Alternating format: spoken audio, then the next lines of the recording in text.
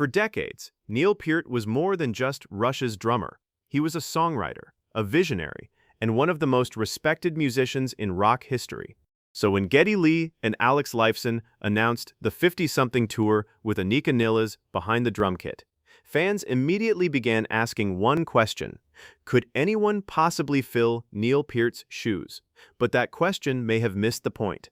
According to Lee and Lifeson, they never wanted a Neil Peart copy. In fact, they knew that trying to replace him would be impossible. When they discovered Anika, what stood out wasn't how closely she played like Peart. It was how differently she approached the music while still respecting its spirit. Under time. Music radar. That difference would eventually reshape the entire 50-something tour in ways few fans expected. And as rehearsals began, one conversation about Neil's legacy revealed exactly why Anika was the right choice, but not for the reason most people think. Neil Peart built his reputation on precision, complexity, and relentless preparation. Every Rush performance reflected years of careful study and an almost unmatched attention to detail.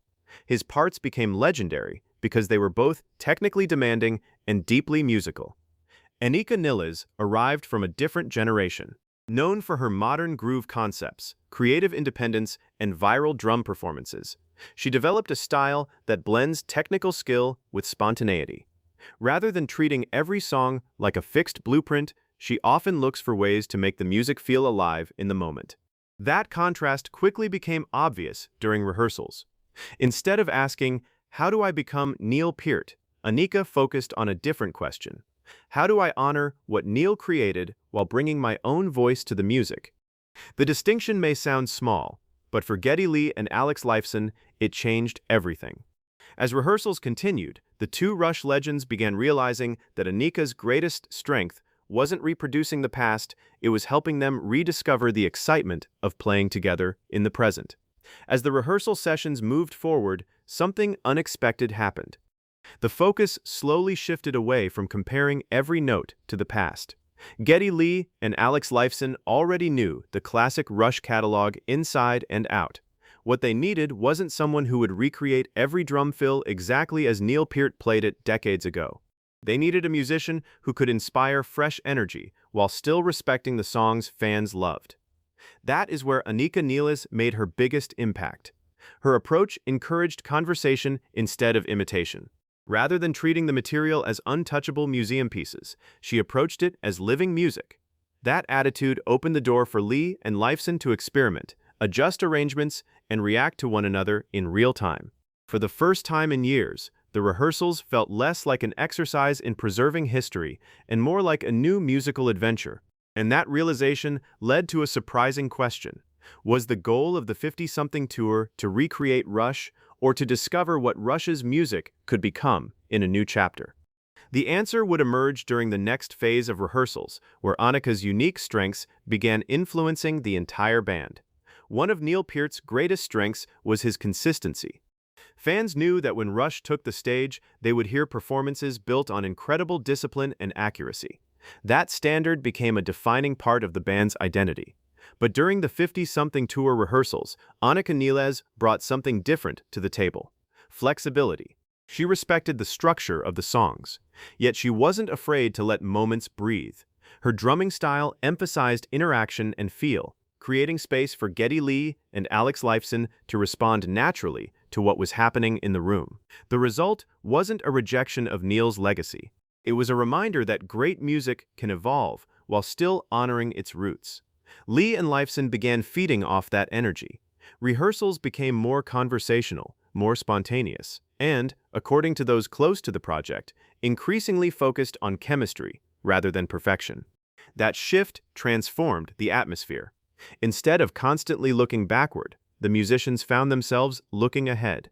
And soon, the impact of that change would become impossible to ignore, not just for the band, but for the fans as well.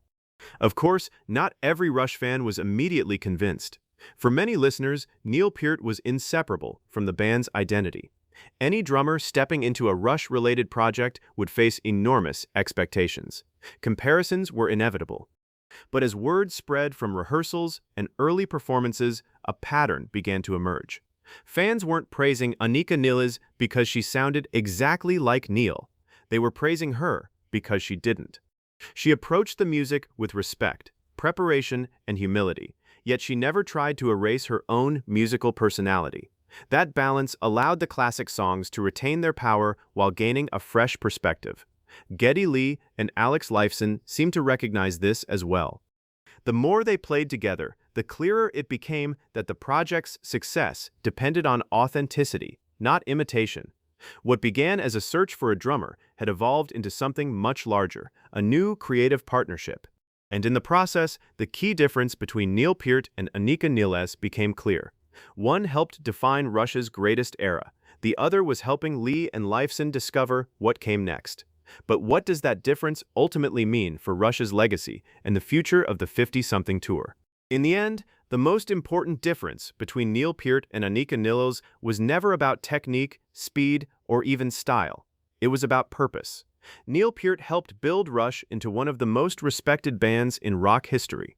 His creativity, discipline, and vision shaped the music that millions of fans continue to celebrate today. His legacy is permanent and irreplaceable. Anika Nilles was never brought in to replace that legacy. Instead, her role was to help Geddy Lee and Alex Lifeson move forward without pretending the past could be recreated.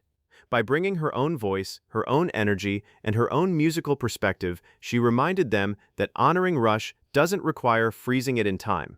That realization reshaped the 50-something tour. Rather than becoming a tribute to what once was, the project became a celebration of what still is. The connection between great musicians, great songs, and an audience that continues to care deeply about both. And perhaps that's the lesson at the heart of this story. The strongest tribute to Neil Peart was never going to be finding another Neil Peart. It was finding musicians brave enough to respect his legacy while creating something honest and new. For Geddy Lee, Alex Lifeson, and Anika Nilles, that may have been the most surprising discovery of all.